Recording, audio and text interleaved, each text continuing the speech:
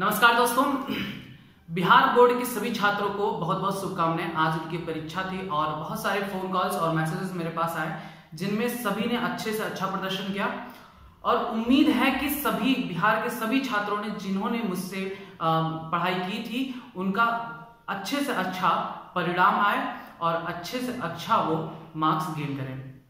बहुत सारे छात्रों का यह रिक्वेस्ट था कि उनका जो ऑब्जेक्टिव क्वेश्चन पूछा गया था उनके आंसर्स बता दिए हैं।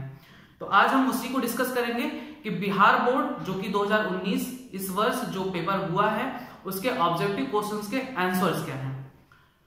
तो हम शुरू करते हैं उनके आंसर्स को। पहला क्वेश्चन जो हमारे पास आया है ऑब्जेक्टिव क्वेश्चन में वो है ड्रायोपिथेकस इनमें किसके अधिक समान थे। ड्रायोपिथेकस इनमें किसके अधिक समान थे। तो जो ड्रायोपिथेकस है वो चिंपैंजी से भी समानता रखता था, मनुष्य से भी समानता रखता था और एप्स से भी समानता रखता था। लेकिन अगर पूछा जाए कि किससे अधिक समानता रखता है तो सबसे ज्यादा समानता रखता है एप्स से। ठीक है, तो ड्रायोपिथेकस इनमें से किससे अधिक समानता रखता है, इसका आंसर होगा एप। दूसरा क्वेश्चन जो पूछा गया ऑब्जेक्टिव में है वो है अफीम किससे प्राप्त होता है। तो अफीम जो कि एक मादक पदार्थ है वह प्राप्त होता है पैपावर सोमनीफेरम पौधे से। पैपावर सोमनीफेरम पौधे से। ठीक, इसका आंसर सही होगा अफीम किससे प्राप्त होता है, इसका आंसर सही है पैपावर सोमनीफेरम। तीसरा क्वेश्चन हम डिस्कस करते हैं। तो तीसरे क्वेश्चन जो पूछा गया है वो है जैव रिएक्टर अनुकूलतम परिस्थिति में क्या निर्माण करता है। जैव रिएक्टर जिसे बायो रिएक्टर कहा जाता है, जैव रिएक्टर किसका निर्माण करता है, तो यह जीव का भी निर्माण करता है और उससे उत्पाद का भी निर्माण करता है और माध्यम भी प्रोवाइड कराता है। तो इसका आंसर जो सही होगा वो होगा डी, यानी ये सभी। ठीक है, नेक्स्ट क्वेश्चन चौथा जो पूछा गया है वह है ऐच्छिक जीन के बहुलीकरण हेतु किसका उपयोग कर सकते हैं। ऐच्छिक जीन मतलब अगर हमारे पास कोई जीन है तो इसका बहुलीकरण से तात्पर्य यह है कि इसकी संख्या कैसे हम बढ़ाएं। हमारे पास अगर कोई एक जीन है तो हम यहां चाह रहे हैं कि एक जीन से कई सौ गुना मतलब 100 1000 जीन हो जाए मेरे पास वही। तो इसके लिए हम कराते हैं पीसीआर। तो इसका आंसर सही होगा पीसीआर, जिसका फुल फॉर्म है polymerase chain reaction. Polymerase chain reaction ये एक प्रोसेस है जिसके द्वारा हम किसी भी ऐच्छिक जीन का हम बहुलीकरण करा सकते हैं। एक जीन को हम कई जीन तैयार कर सकते हैं, एक जीन से हम कई सारे जीन तैयार कर सकते हैं। किसकी मदद से? पीसीआर की मदद से। तो इस क्वेश्चन का आंसर सही होगा पीसीआर। पांचवा क्वेश्चन है युग्मक सामान्यता किस प्रकार के हो सकते हैं।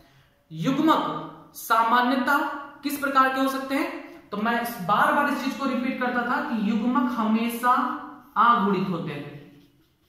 अगुणित का मतलब हाफ सेट ऑफ क्रोमोसोम, इसे इंग्लिश में हैप्लॉइड कहते हैं। अगर मान लिया मनुष्य की अगर युग्मक की बात की जाए तो अगुणित का मतलब होता है गुणसूत्रों की संख्या कितनी है। तो अगुणित की मतलब होता है गुणसूत्रों की संख्या आधी 23। मनुष्य की बात की जाए तो मनुष्य में गुणसूत्रों की संख्या 46 होती है। तो अगर युग्मक की बात की जाए कि युग्मक में गुणसूत्रों की संख्या कितनी होती है तो 23 अगुणित होती है। ठीक है, इसको हम n से भी रिप्रेजेंट करते हैं। अगला क्वेश्चन है छठवां जो कि है बाहरी डीएनए को मेजबान कोशिका में लाने हेतु किसका उपयोग कर सकते हैं। किसी बाहरी डीएनए को हम किसी कोशिका में इंजेक्ट कराने के लिए जीन गन मेथड का यूज करते हैं। तो इसका ऑप्शन सही होगा जीन गन। ठीक, चलिए अब सातवां क्वेश्चन देखते हैं कि सातवां क्वेश्चन का आंसर क्या है। तो सातवां क्वेश्चन है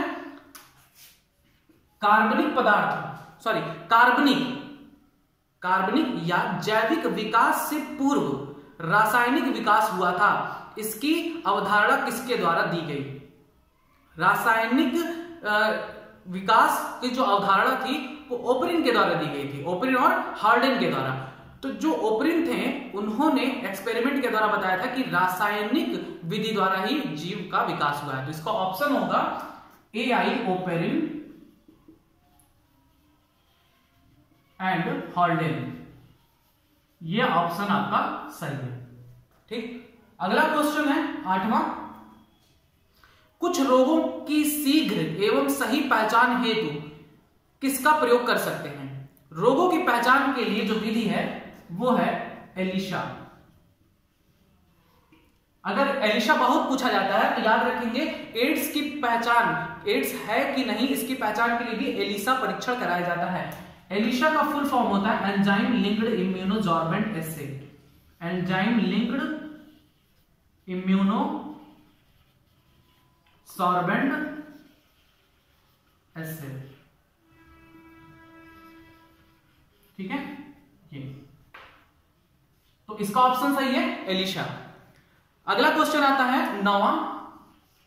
क्षय रोग यानी टीबी, ट्यूबरकुलोसिस, क्षय रोग का संक्रमण मुख्यतः किसके द्वारा होता है? तो जो टीबी होती है, क्षय रोग, ट्यूबरकुलोसिस, वह वायु के संपर्क में आने से होती है, वायु द्वारा फैलती है। ठीक है, संक्रमण विधि इसका है वायु द्वारा, या ऑप्शन में आपका है हवा द्वारा, तो हवा द्वारा ऑप्शन सही होगा। ठीक, नेक्स्ट क्वेश्चन आता है 10वां। रेस्ट्रिक्शन एंजाइम जाने जाते हैं, मैं बार बार बोला था कि रिस्ट्रिक्शन एंजाइम बहुत इंपॉर्टेंट है। रिस्ट्रिक्शन एंजाइम जाने जाते हैं आणविक कैंची के रूप में। आणविक कैंची, मॉलिक्यूलर सीजर कहते हैं, आणविक कैंची। इनका कार्य क्या होता है? तो ये डीएनए को स्पेसिफिक प्लेसेस पे काटते हैं। ठीक है, विशिष्ट स्थानों पर डीएनए को काटते हैं, काटने की वजह से इन्हें आणविक कैंची कहा जाता है। ठीक है, रिस्ट्रिक्शन एंजाइम क्या है? आणविक कैंची। नेक्स्ट क्वेश्चन का आंसर है, नेक्स्ट क्वेश्चन है एएमपीआर। एएमपीआर रेजिस्टेंस जीन, मतलब कह सकते हैं इसका फुल फॉर्म होता है एम्पिसिलिन रेजिस्टेंस। एम्पिसिलिन एक प्रतिजैविक है, तो यहां पूछा गया है एम्पिसिलिन या एएमपीआर जीन किसमें प्रतिरोधक क्षमता विकसित करने हेतु उत्तरदायी है? तो इसका ऑप्शन सही है प्रतिजैविक।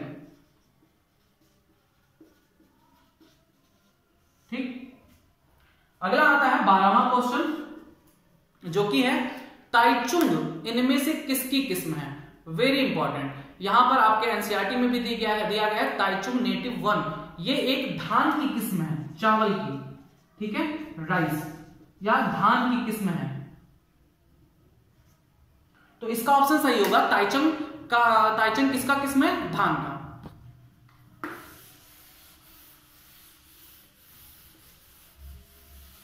नेक्स्ट क्वेश्चन देखते हैं 13वां क्वेश्चन। मृदा में नाइट्रोजन स्थिरीकरण हेतु हम किसका प्रयोग कर सकते हैं? बार बार मैंने बताया था कि मृदा में नाइट्रोजन स्थिरीकरण के लिए साइनोबैक्टीरिया, नीलहरित शैवाल का प्रयोग कर सकते हैं। नीलहरित शैवाल, जिसे हम बीजीए, ब्लू ग्रीन एल्गी कहते हैं। इसके एग्जांपल्स हैं नॉस्टॉक, एनोबिना या ऑसिलेटोरिया।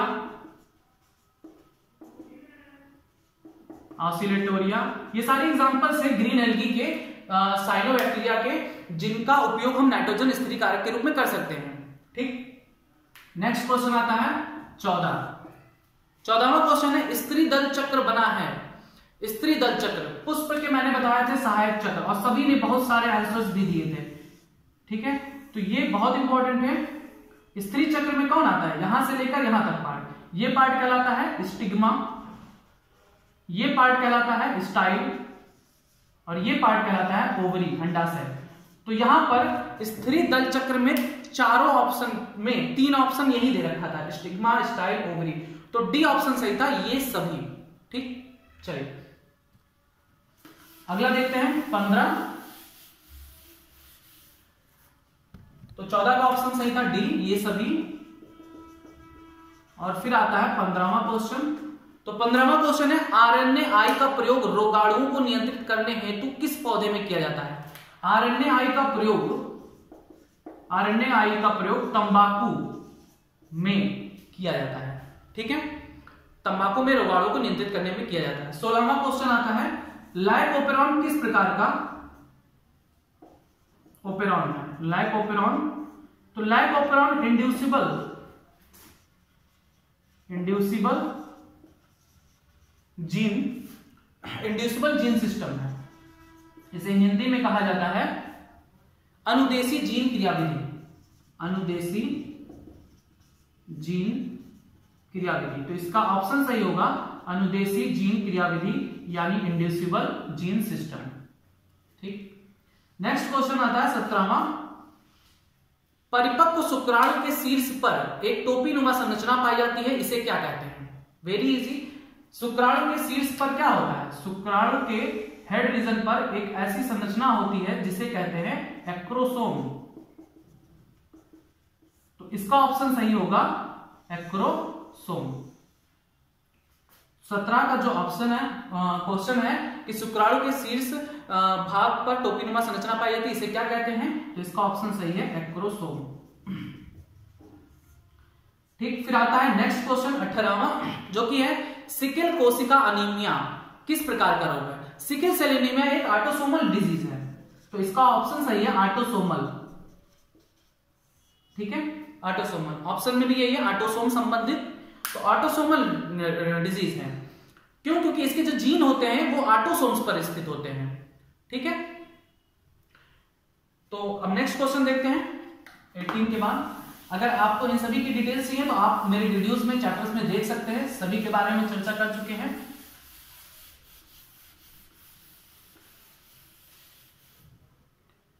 नेक्स्ट क्वेश्चन है 19वां, पिसीकल्चर।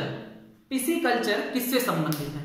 तो पिसीकल्चर को हिंदी में मत्स्य पालन भी कहते हैं। तो पिसीकल्चर का संबंध जलीय जंतुओं से है, जलीय पौधों वगैरह से नहीं। किससे है? जलीय जंतुओं से। तो इसका ऑप्शन सही होगा जलीय जंतुओं से। अगला क्वेश्चन आता है 20वां, जो कि है बी लिम्फोसाइट का निर्माण कहां होता है? बहुत इंपॉर्टेंट था बी लिम्फोसाइट का निर्माण, मैंने आपको स्वास्थ्य एवं रोग वाले चैप्टर में बताया है। बी लिम्फोसाइट का निर्माण होता है अस्थि मज्जा में, बोन मैरो। Bone marrow. ठीक, तो इसका ऑप्शन सही है अस्थि मज्जा। अगला क्वेश्चन है 21वां, जो कि किसी खास समय एवं स्थान में किसी खास आबादी में मृत्यु की संख्या को क्या कहते हैं? तो इसे कहते हैं मृत्यु दर, लेकिन आप में हिंदी में नहीं दिया गया था, इंग्लिश में था मॉर्टेलिटी। इसी वजह से मैंने इस चीज को हिंदी इंग्लिश दोनों में बताया था कि मॉर्टेलिटी, नेटेलिटी, इन सभी को याद करेंगे। ठीक, तो मृत्यु दर, इसका ऑप्शन सही है, आंसर सही है मृत्यु दर, जिसे इंग्लिश में मॉर्टेलिटी कहते हैं, और आपका इंग्लिश में भी दिया गया था मॉर्टेलिटी। ठीक, अगला क्वेश्चन है 22वां, जो कि है इनमें से कौन सा गलत जोड़ी है? तो यहां पर साइटोसिन और गार्निन, एडेनिन, थायमिन, इन सब के बारे में दिया गया था। तो मैं आपको बता दूं कि हमेशा साइटोसिन ग्वानिन से जुड़ता है ट्रिपल बॉन्ड के साथ, ये सही दिया गया था। एडेनिन जुड़ता है हमेशा थायमिन के साथ, ये भी सही दिया गया था। थायमिन जुड़ता है एडेनिन के साथ, ये भी सही दिया गया था, 2 हाइड्रोजन बॉन्ड के साथ। लेकिन जो गलत था वो आंसर में आप ये लगाओगे कि थायमिन कभी यूरेसिल से नहीं जुड़ता। थायमिन कभी भी यूरेसिल से नहीं जुड़ता, यूरेसिल हमेशा एडेनिन से जुड़ता है। तो ऑप्शन आपका ये सही होगा कि थायमिन यूरेसिल, ये गलत है। ठीक, अगला आता है 23वां क्वेश्चन, तो उसको डिस्कस करते हैं।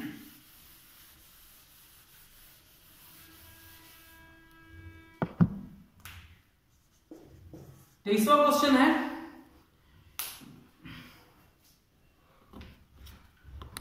Corn first AB, sorry cry first AB किसे नियंत्रित करता है? तो क्राई फर्स्ट एबी एक जीन है जो नियंत्रित करता है कॉर्न बोरर को, कॉर्न बोरर, या कह सकते हैं कॉर्न छेदक, मक्का छेदक। तो इसका ऑप्शन सही होगा मक्का छेदक। ठीक, या कॉर्न छेदक को। 24वां क्वेश्चन आता है पादपों में एम्फीबियन किससे संबंधित है? तो पौधों में एम्फीबियन कहा गया है, पौधों में एम्फीबियन कहा गया है ब्रायोफाइट्स को, क्योंकि ये रहते तो थल पे हैं, स्थल पे, लेकिन इन्हें जनन के लिए जल की आवश्यकता पड़ती है, तो इस वजह से इन्हें एम्फीबियन कहा गया है। ठीक, अगला क्वेश्चन है 25 नंबर, जो कि है डीएनए सांचे पर आरएनए के निर्माण को क्या कहते हैं? तो ये मैं बता चुका हूं कि डीएनए से आरएनए का बनना कहलाता है ट्रांसक्रिप्शन। ट्रांसक्रिप्शन डीएनए से आरएनए बनने को ट्रांसक्रिप्शन कहते हैं, तो आपका आंसर सही होगा ट्रांसक्रिप्शन। डीएनए से डीएनए का बनना क्या कहलाता है? रेप्लिकेशन। ये आपके एडिशनल नॉलेज के लिए मैं बता दे रहा हूं कि डीएनए से डीएनए बनने को कहते हैं रेप्लिकेशन, डीएनए से आरएनए के बनने को कहते हैं ट्रांसक्रिप्शन, और ट्रांसलेशन किसे कहते हैं? अनुलेखन। तो आरएनए से प्रोटीन बनने को कहते हैं ट्रांसलेशन। ठीक, अगला क्वेश्चन है 26, जो कि है ट्रांसजेनिक चूहों का प्रयोग किसके लिए कर सकते हैं? ट्रांसजेनिक चूहों को असल में इसीलिए बनाया जाता है जिससे हम उस पर वैक्सीन को प्रयोग करके देख सके कि वैक्सीन का क्या परिणाम सही आता है या गलत। तो इसका ऑप्शन सही होगा वैक्सीन की सुरक्षात्मक जांच हेतु, वैक्सीन की सुरक्षात्मक जांच हेतु। अगला क्वेश्चन है 27, चरम समुदाय किस क्षेत्र में पाया जाता है? चरम समुदाय तभी होगा जब वह क्षेत्र पूरी तरीके से संतुलित हो। अगर वहां पर बाढ़ वगैरह लगातार आते रहते तो वहां पर चरम समुदाय कभी स्थापित नहीं होगा। तो इसका ऑप्शन सही है संतुलित क्षेत्र में। ठीक, संतुलित क्षेत्र में चरम समुदाय कहां पर स्थापित होता है? संतुलित क्षेत्र में, जहां पर ना कभी बाढ़ आया ना कभी भूकंप आया, काफी साल के मतलब अंतराल में। अगला क्वेश्चन है 28, जो कि है वैलिसनेरिया के पुष्प हैं। मैं अभी इसके पहले ही भाग में बताया था, इससे पिछले वीडियो में, वैलिसनेरिया, हाइड्रिला, ये सब जल निमग्न पौधे होते हैं। जल निमग्न पौधे का मतलब जल में एकदम डूबे होते हैं। तो इनमें परागण किस प्रकार होगा? जल के द्वारा ही होगा।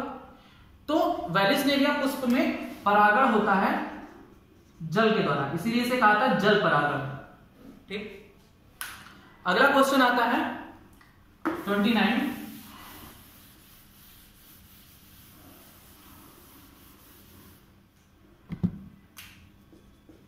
जो कि है जल धारण क्षमता इनमें से किसका गुण है?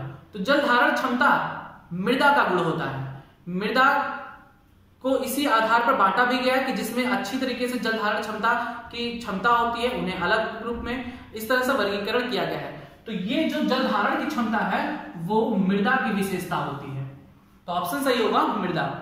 अगला क्वेश्चन है 30 नंबर, जो कि है ब्रीवरी का संबंध किससे है? ब्रीवरी का संबंध प्रोटोजोआ से है। हालांकि इस क्वेश्चन का आंसर मुझे नहीं लगता कि प्रोटोजोआ शायद सही है या नहीं, इसमें मुझे कंफ्यूजन है, लेकिन जहां तक उम्मीद की प्रोटोजोआ ही सही है। अगला आता है नेक्स्ट क्वेश्चन 31, जो कि है एस.एल. मिलर किससे संबंधित हैं? स्टैनले मिलर किससे संबंधित हैं? तो स्टैनले मिलर संबंधित है जीवन की उत्पत्ति एवं विकास से। जीवन की उत्पत्ति एवं विकास से, क्योंकि इन्होंने बताया था कि जीवन की उत्पत्ति कैसे हुई होगी। मिलर ने अपना प्रयोग किया था जिसके द्वारा यह बताया था कि जीवन की उत्पत्ति कैसे हुई। ठीक, अगला क्वेश्चन आता है F2 संतति की बाह्य लक्षणीय अनुपात अपूर्ण प्रभाविता की स्थिति में क्या होता है? अपूर्ण प्रभाविता की स्थिति में इसका अनुपात होता है 1:2:1। ये आपका आंसर सही है। आप इसके लिए अगर डिटेल जानना चाहते हैं तो आप चैप्टर 5 में मेरे वीडियोस में जाएंगे, प्लेलिस्ट में जाएंगे और चैप्टर 5 सेलेक्ट करेंगे तो उसमें आपको मिल जाएगा अपूर्ण प्रभाविता के बारे में। अगला क्वेश्चन है ईस्ट में प्रजनन मुख्यतः किसके द्वारा होता है? बार बार मैं बताया था पहले ही चैप्टर में कि ईस्ट में मुख्यतः जो प्रजनन होता है वो मुकुलन द्वारा होता है। बडिंग, शरीर से एक उभार निकलती है और धीरे धीरे यह उभार हाइड्रा से अलग हो जाता है और नया हाइड्रा बना लेता है। तो मुकुलन के द्वारा ईस्ट में प्रजनन होता है मुख्य रूप से। ठीक, नेक्स्ट क्वेश्चन है 34, इसका आंसर है गर्भाशय किससे संबंधित है? तो गर्भाशय मादा में पाई जाती है, तो मादा जनन तंत्र से संबंधित है। तो लिखेंगे इसका आंसर होगा मादा या स्त्री जनन तंत्र से। ठीक, लास्ट क्वेश्चन जो 35 है वो पूछा गया है कि यूरेसिल किससे संबंधित है? यूरेसिल सिर्फ और सिर्फ कहां पाया जाता है? आरएनए में, ये डीएनए में नहीं पाया जाता। आरएनए में थाइमिन नहीं पाया जाता, थाइमिन के स्थान पर क्या पाया जाता है? यूरेसिल। ठीक, बस। तो ये डिस्कशन हो गया बिहार बोर्ड के जो आज का एग्जाम हुआ था उसके वैकल्पिक प्रश्न के उत्तर के। आप सभी लोग मिला लीजिएगा कितने आंसर सही हैं और कितने गलत हैं, या आप देख लेंगे। सभी छात्र जितने भी आंसर सही किए गए हैं उनका नंबर मुझे जरूर आप कमेंट बॉक्स में लिखेंगे कि आपका आंसर कितना सही गया है। 35 क्वेश्चन में से कितने आंसर आपने सही किए हैं, इसको कमेंट बॉक्स में जरूर लिखेंगे।